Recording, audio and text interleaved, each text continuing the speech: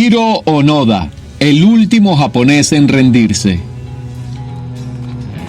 Culturizando presenta Crónicas de Ares con Carlos Domínguez. La historia nos ha vendido al combatiente japonés de la Segunda Guerra Mundial como un luchador incondicional, fanático, cegado, capaz de dar la vida por su emperador, por su patria. Así nos muestran los ataques de los pilotos kamikaze, las cargas suicidas de la infantería al grito de ¡Banzai! Y el oficial que realiza el harakiri con su espada. Pero la realidad, amigo, era otra. El estereotipo no era tal. Eran personas con miedos que querían desesperadamente vivir. Sin embargo, hubo uno que sí se mantuvo firme ante la orden superior de batallar hasta la muerte, sin rendirse, y que permaneció luchando hasta 30 años después de finalizada la guerra en las selvas de Filipinas. Es la historia de Hiro Onoda, el último japonés en rendirse. Para comenzar a conocer a Hiro Onoda, es preciso abordar algunos temas que nos contextualizarán en la situación que vivía este mítico personaje de la Segunda Guerra Mundial. Primero vamos a hablar del papel de lo que era el Bushido en el auge del nacionalismo japonés previo a la Segunda Guerra Mundial. Desde el punto de vista político y en los años que de alguna manera condujeron a la Segunda Guerra Mundial, los fundamentos tanto políticos como ideológicos en los que se basaban las ideas y las actuaciones del ejército y la Marina Imperial de Japón se podrían denominar como la ideología nacionalista japonesa, que implicaba doctrinas ultranacionalistas similares al fascismo. Se trataba de una combinación de elementos tanto filosóficos como nacionalistas, culturales y religiosos. Por ejemplo, el Bushido, que traducido es Camino del Guerrero, se conoce también como el Código Samurái y fue parte importante en la formación militar de los japoneses antes y durante la Segunda Guerra Mundial. Cuando el emperador abolió el sistema feudal, el Código Bushido se adoptó con propósito, ideológico y de doctrina militarista. El ejército imperial japonés tenía un ideólogo, Sadao Araki, quien analizó en profundidad el Bushido para adaptarlo al entrenamiento militar contemporáneo como doctrina de formación espiritual para las Fuerzas Armadas de Japón. También como ministro de Educación en su momento, Sadao Araki apoyó la integración del Código Samurái al sistema educativo japonés. Las fuerzas oficiales y los comandantes de todo el ejército imperial portaban la katana, que es la espada del samurái. El Bushido es un código de conducta tanto militar como personal, que fue adoptado por los guerreros japoneses. Partiendo de principios budistas y confucionistas, los adapta estos principios a la casta guerrera, exigiendo siempre honestidad, lealtad, justicia, piedad, deber, honor y siempre hasta la muerte. Incumplir estos principios lleva el deshonor, que únicamente puede ser borrado con el seppuku. Es decir, este seppuku es lo que se conoce como un ritual de suicidio. El samurái debe guiar toda su vida, tanto personal como militar, basándose en el código Bushido. Es justo a partir del año 1866 que el Bushido tomó como punto central el respeto máximo a la autoridad del emperador y se convirtió en parte del nacionalismo japonés. También ese código Bushido, hay que buscar una explicación en este código a los terribles tratos y torturas que aplicaron los soldados japoneses a los enemigos capturados durante la Segunda Guerra Mundial. El Bushido desprecia al guerrero que se rinde y por ello el valor de un soldado capturado que se había rendido era prácticamente nulo. Bajo estos preceptos eran formados militarmente todos los miembros del ejército imperial japonés antes y durante la Segunda Guerra Mundial. El orgulloso código moral que regía la conducta de la oficialidad japonesa, que en parte transmitió a sus soldados, también tenía una regla, que era que el honor residía en la victoria o en la muerte en el combate. mientras que la rendición era personal y familiarmente era deshonrosa.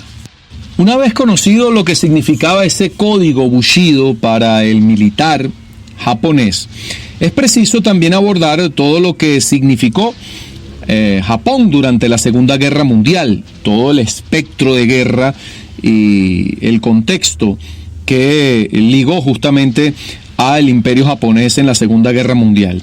Tras su espectacular entrada en la guerra, arrasando la base norteamericana de Pearl Harbor el 7 de diciembre de 1941, Japón avanzó inmediata y vertiginosamente hacia los grandes objetivos que tenía en ese momento el Imperio japonés. Primero, la prosperidad a través de la obtención de las materias primas que en su tierra, en su territorio, no podían ser producidas.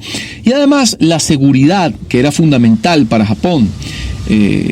Ellos tenían que dominar las bases en el Océano Pacífico, garantizando un dominio que el imperio tenía en un aproximado de 7.5 millones de kilómetros cuadrados, sobre todo ese imperio marítimo que significaba el Pacífico para Japón, a través de la posesión de territorio para expandir su imperio.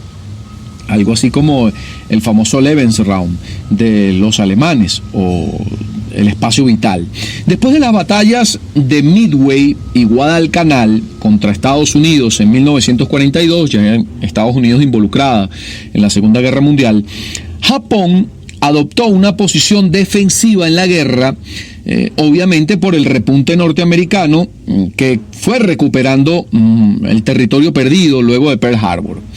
Así, Japón organizó un inmenso cinturón defensivo con el objetivo de mantener a Japón, justamente a la nación, a la metrópoli, segura y alejada de la guerra, y buscar que el sacrificio en una guerra cruenta y ensangrentada contra los estadounidenses permitiera que Washington buscara más bien una paz negociada que continuar la guerra. Este cinturón defensivo japonés exigió obviamente un esfuerzo tremendo de parte de Tokio, del gobierno japonés, para poder mantener este esfuerzo defensivo. Esto duró poco tiempo, sobre todo porque Estados Unidos fue progresivamente superándose en materia tanto naval como aérea para dominar el Pacífico, lo que hacía que fuera doblegando todos los bastiones estratégicos de Japón y cada vez se acercara más a la metrópoli, a Tokio, justamente a Japón, condenando así decenas de guarniciones esparcidas por todo el Pacífico a la inoperancia y a la desesperación, porque Japón no podía suministrar, no había medios de transporte, medios de combate, no podía suministrar alimentos, ropa, atención médica, información. Justamente tras Estados Unidos derrotar a Japón en la Segunda Guerra Mundial, uno de los problemas que tuvo que afrontar Estados Unidos fue justamente la repatriación de las tropas japonesas que estaban diseminadas por muchos territorios de Asia y Oceanía.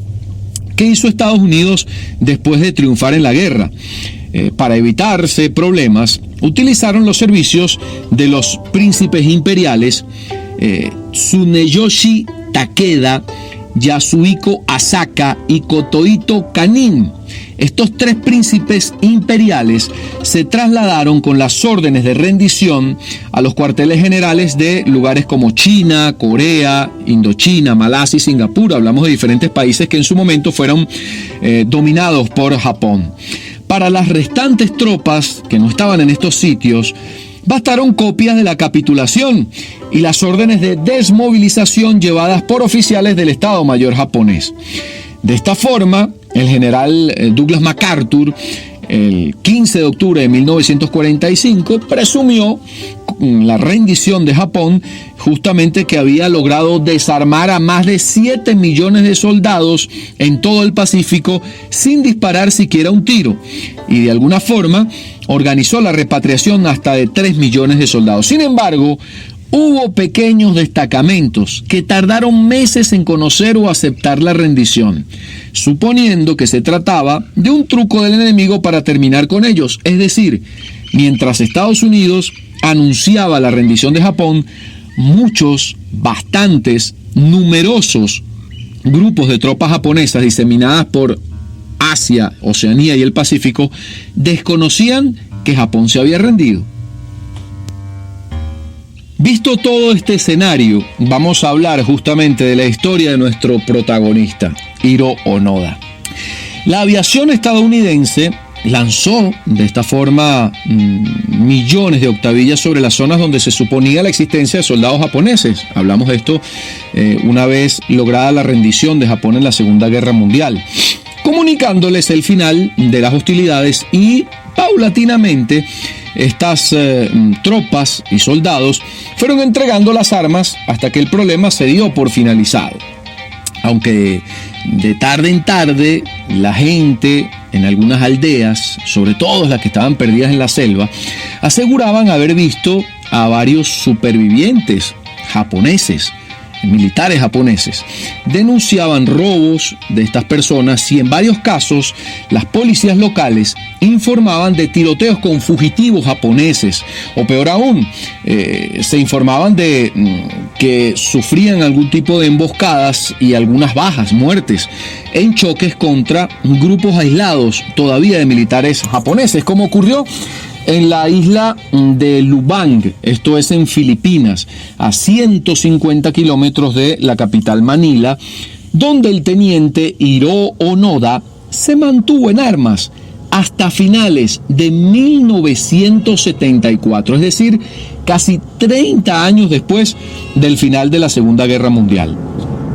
Nacido en la ciudad de Kamegawa, más que ciudad, una población, el 19 de marzo del año 1922, Onoda comenzó a trabajar con solo 17 años como obrero en la China ocupada por el ejército imperial japonés.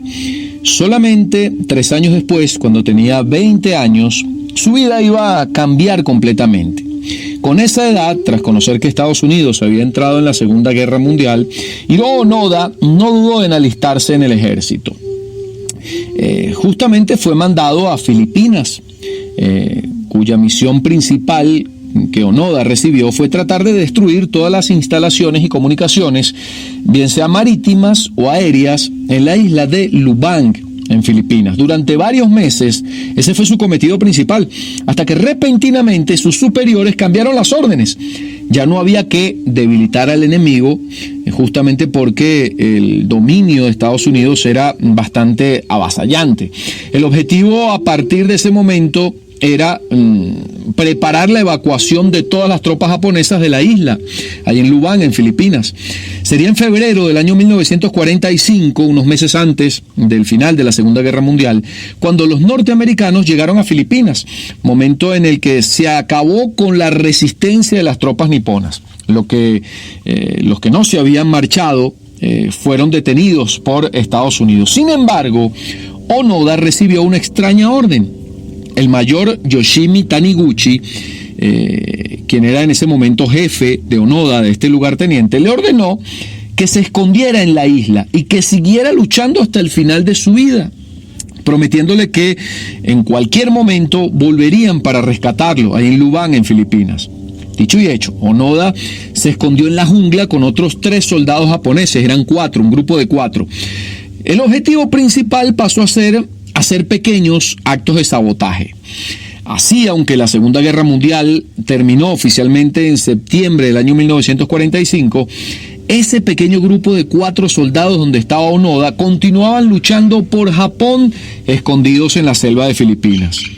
Onoda, quien formaba parte del Servicio de Información Militar, estaba en Lubang, oculto en la selva, junto con un cabo y 2 soldados, refugiados en lo más abrupto de esta isla de Lubang, que está conformada por 125 kilómetros cuadrados, y en ese momento había un poco más de 1,000 habitantes, mayoritariamente pescadores. Japón, consciente de que contaba con numerosos grupos de soldados como este de Onoda, repartidos por diversos puntos de Oceanía, de Asia, de todo el Pacífico, comenzó una campaña de comunicación para hacerles saber a sus soldados que había terminado la guerra. Onoda recibió la noticia, pero no se la creyó, pensando que se trataba de propaganda norteamericana para acelerar la rendición de estos grupos.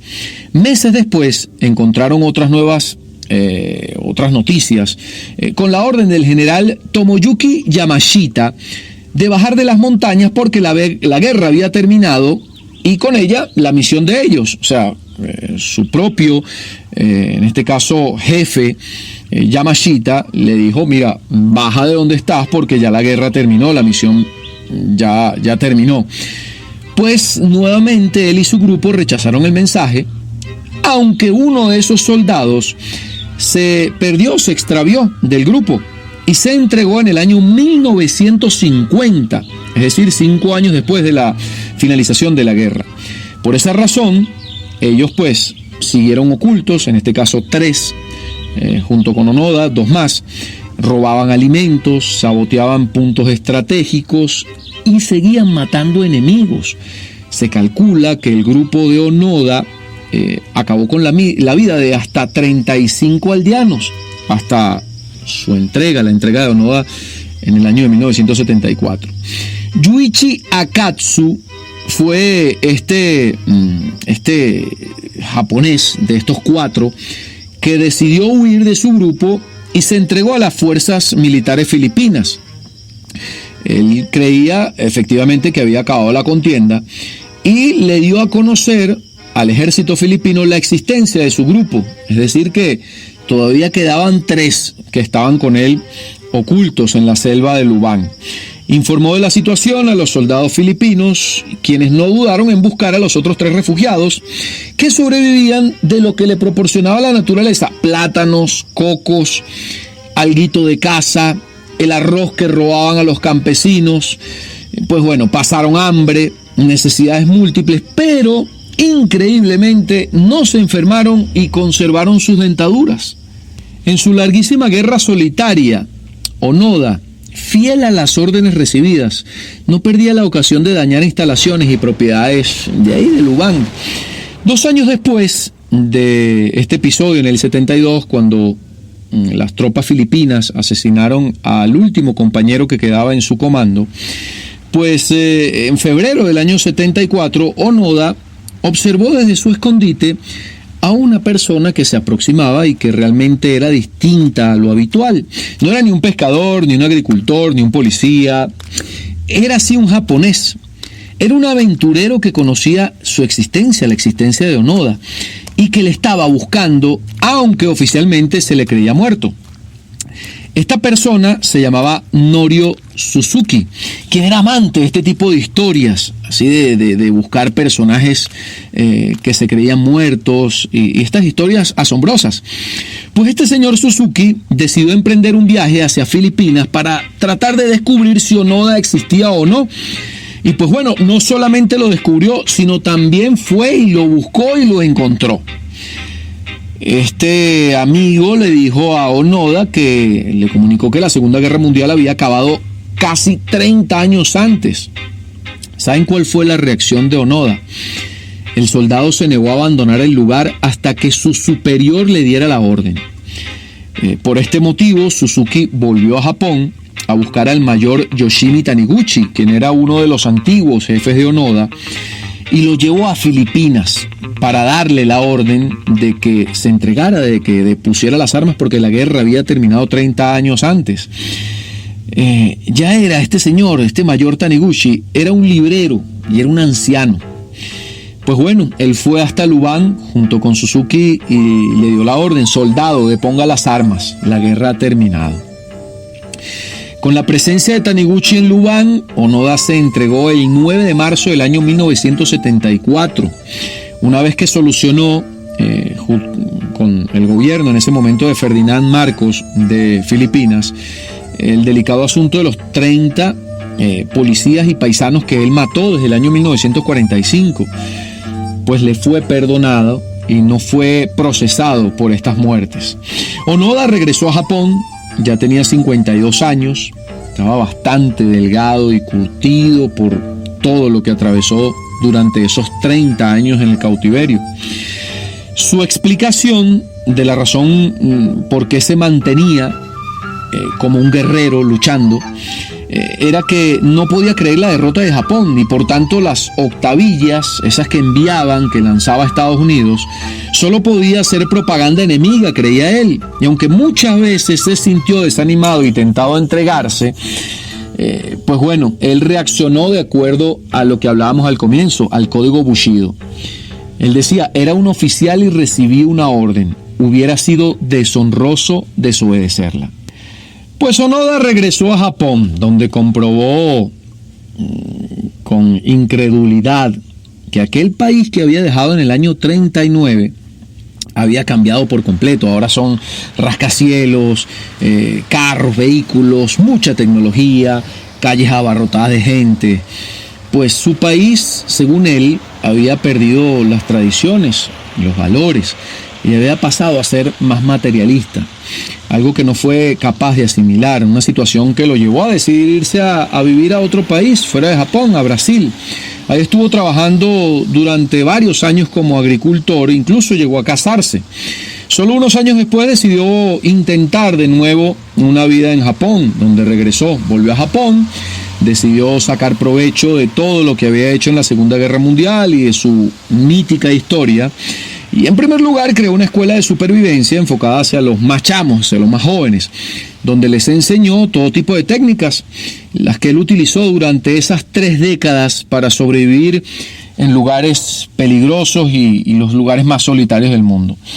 Después escribió una autobiografía, material que fue utilizado justamente para grabar este podcast, llamada Sin rendición, mi guerra de 30 años. Ahí contó toda su experiencia de vida, de alguna forma inspiró también a la película llamada El último soldado imperial.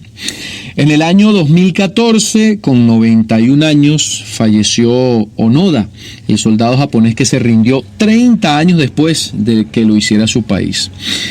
Onoda fue el último rezagado nacido en Japón del ejército imperial japonés, pero no fue el último soldado imperial encontrado, puesto que el señor Teruo Nakamura, cuyo nombre originario era Atun Palain, quien era de la isla de Formosa, voluntario que se sumó a las filas del ejército imperial, se entregó 10 meses después de la entrega de Onoda, esto en el año 1974.